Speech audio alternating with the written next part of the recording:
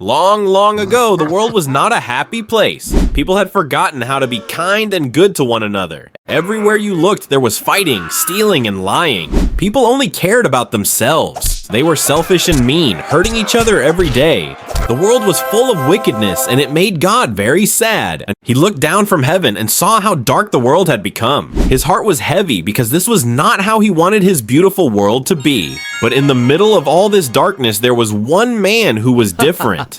His name was Noah. Noah was kind and honest. He loved his family and always tried to do what was right. Noah listened to God and followed his ways. Because of Noah's goodness, God noticed him. God saw Noah's pure heart shining brightly in the middle of a sinful world. One day, God spoke to Noah. His voice was gentle but serious. He told Noah, "Noah, the world has become too wicked. I am going to wash it clean with a great flood. But because you are righteous, I will keep you and your family safe." God then gave Noah a very special job. He said, "Build a great boat called an ark. Make it big and strong. It must be large enough to hold your family and 2 of every kind of animal on earth." Noah listened carefully and obeyed. Noah started building the ark just as God told him. Every day he worked hard, placing wooden beams together, one by one. People watched him and laughed. They didn't believe anything bad was coming. They called Noah foolish and silly.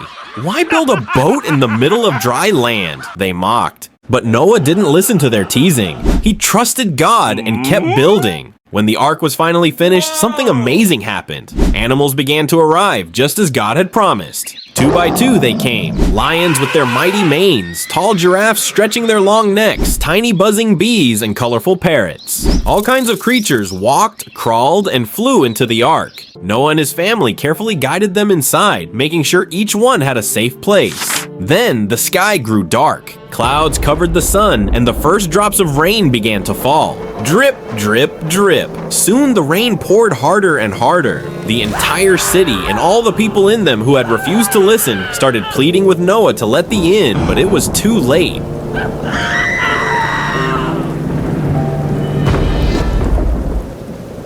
The entire cities and all the people in them disappeared beneath the waves, leaving nothing behind. Water fell from the sky and rushed up from the ground. It rained and rained for 40 days and 40 nights. The whole earth was covered with water. Mountains disappeared beneath the waves. The cities where the wicked people lived were swallowed by the flood. But inside the ark, Noah, his family, and the animals were safe and dry. Finally, after many days, the rain stopped. But the earth was still covered in water. Noah waited patiently. He sent out a raven, but it returned, finding no dry land. Then he sent out a dove. The dove came back too, but later it returned with something special, a fresh olive leaf. This meant the water was going down and plants were growing again. Noah knew that soon they could leave the ark. At last, the ark came to rest on a mountain. The door opened and Noah, his family, and all the animals stepped out. The air was fresh and the earth was clean. Flowers began to bloom, and trees grew tall once more. It was like a brand new world. Then God spoke to Noah again. He made a very special promise. "I will never flood the entire earth again." And as a sign of this promise, God placed a beautiful rainbow in the sky. The colors stretched from one side of the sky to the other, bright and full of hope. Every time people saw the rainbow, they would remember God's love and his promise to protect the world. And that's how Noah's faith and obedience saved his family and all the animals, giving the world a fresh new start.